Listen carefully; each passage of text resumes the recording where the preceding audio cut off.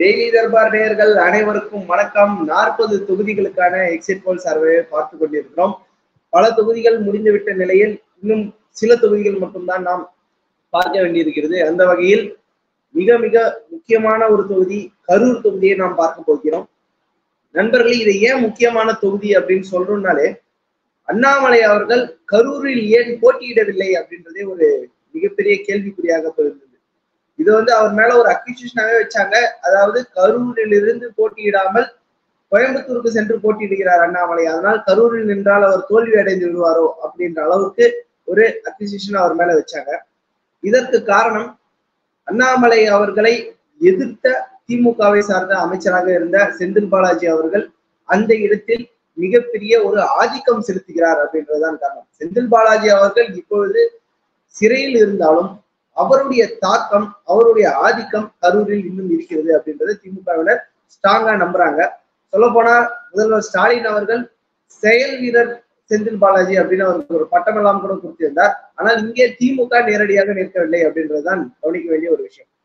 திமுக நேரடியாக நிற்காமல் ஏற்கனவே காங்கிரஸ் கட்சிக்கு அந்த தொகுதியை ஒதுக்கியது போல இந்த முறையும் 2024 காங்கிரஸ் கட்சிக்கு அதை ஒதுக்கி இருக்கிறார்கள். காங்கிரஸ் சார்பாக இந்த நாடாளுமன்ற தேர்தலில், கடந்த நாடாளுமன்ற தேர்தலில் வெற்றி பெற்ற அதே ஜோதிமணி அவர்கள் தான் இந்த நாடாளுமன்ற தேர்தலிலும் நிற்கிறார்கள். ஜோதிமணி அவர்கள் வெற்றி பெறுவாரா மாட்டாரா அப்படின்றத பொறுத்த வரைக்கும் நாம் அந்த ப்ரீ அனாலிசிஸ்டே சொல்லியிருந்தோம், ஜோதிமணி அவர்களுக்கு வெற்றி வாய்ப்பு இருக்கிறது அப்படின்னு சொல்லியிருந்தோம். போஸ்ட் எக்ஸிட் போல் அனாலிசிஸ்ல என்னென்ன கண்டிஷன் மாறி இருக்கு, நிலைமை ஏதாவது மாறி இருக்கா அப்படின்றத பார்க்கணும்னா, அதிமுக சார்பாக தங்கவேல் அவர்களும் பாஜக சார்பாக செந்தில்நாதன் அவர்களும் போட்டியிட்ட போது அவர்கள் கடுமையான போட்டி அளிக்க வேண்டும் என்று நினைத்தாலும் அது முடியவில்லை அப்படின்றதான் உண்மை. ஜோதிமணி அவர்களுக்கு எதிராக கடுமையான ஒரு ஆன்டி இன்குமென்சி இருக்கிறது உண்மை. இத்தனைக்கும் அவர்கள் போன இடத்தில் எல்லா இடத்துலையுமே ஜோதிமணி அவர்களை கடந்த தேர்தலில் தான் அவங்களை பார்த்தோம், திருப்பி இந்த தேர்தலில் தான் அவங்களை பார்க்க வேண்டி இருக்குது அப்படின்ட்டு மக்களே அவர்களுக்கு எதிராக கொதித்தெழுந்த நிலையெல்லாம் நாம் பார்த்திருக்கோம். ஆனால் அதை பர்ஃபெக்டா கேப்சர் பண்ணிக்கிற அளவுக்கு எந்த ஒரு கட்சியும் ஒரு முன்னெடுப்பு செய்யவில்லை அப்படின்றதுதான் இந்த பெற்றாக இருக்கிறது. பாஜக அதிமுகவின் கூட்டணி பிளவு இந்த தொகுதியிலும் அதன் தாக்கத்தை காட்டுகிறது அப்படின்னு தான் சொல்லணும். காரணம், பாஜக அதிமுக இரண்டிற்கும் இருக்கிற அந்த மியூச்சுவல் ஓட்ஸ்ன்றது அந்தந்த கட்சியோடு இங்க செட்டில் ஆகிவிட்டது.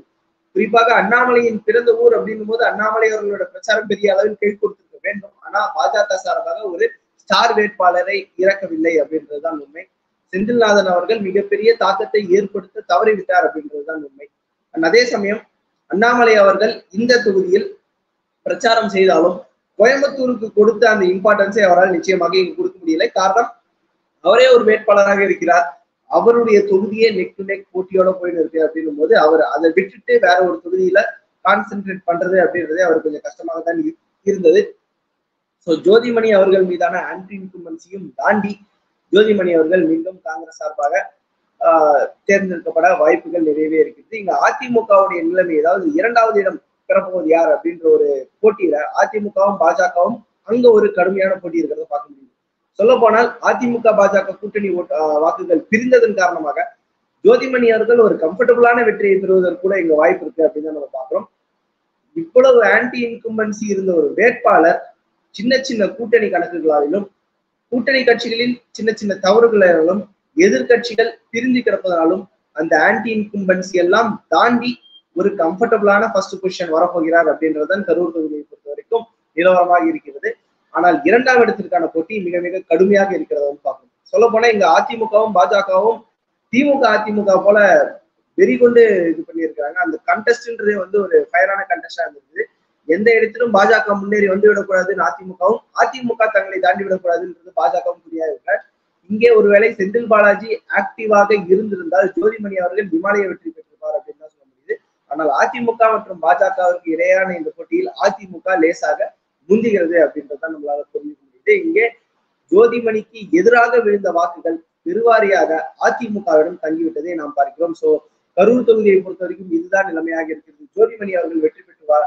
2வது இடத்தில் அதிமுகவின் தங்கவேல் அவர்களும், 3வது இடத்திற்கு பாஜகவின் செந்தில்நாதன் அவர்களும் தள்ளப்படுவார்கள் அப்படின்றத நம்மளுடைய நிலைமையாக இருக்கிறது. நம்மளுடைய எக்ஸிட் போல் கருத்துக்களாக இருக்கிறது. இது மாறுமா மாறாதா அப்படின்றது நம்ம ரிசல்ட் வர அன்னைக்கு தெரிஞ்சுக்கலாம். இதுதான் கரூர் தொகுதியின் நிலைமை. அடுத்து வேறொரு தொகுதியுடன் சந்திப்போம். நன்றி.